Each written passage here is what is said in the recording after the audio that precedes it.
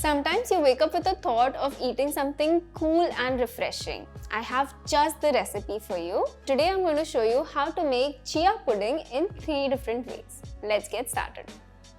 I'm going to add around 9 tablespoons of vanilla milkshake to 3 tablespoons of chia seeds. Always remember to add in liquid in the ratio of 1:3 to the chia pudding.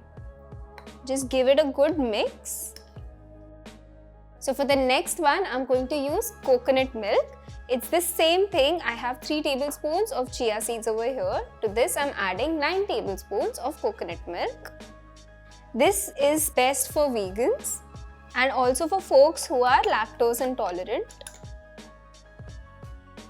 In the last one, I'm going to add in mango juice. You can use any juice of your choice.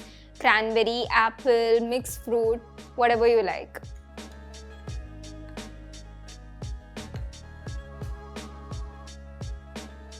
So after 15 minutes, the chia seeds should look something like this.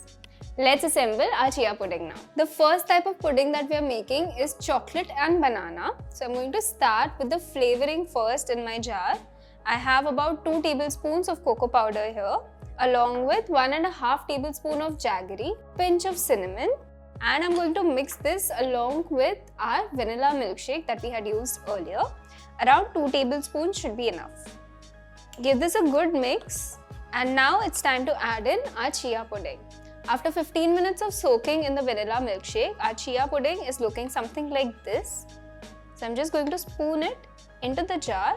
I'm adding in 2 tablespoons at first just to mix in the cocoa and jaggery, and then I'm going to top it off with more chia pudding and mix again.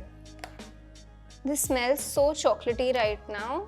And now I'm going to top this off with some sliced bananas, some toasted peanuts for a little bit of crunch, and a few chocolate chips, and finally a tiny pinch of cinnamon powder. Cinnamon and bananas go really well together.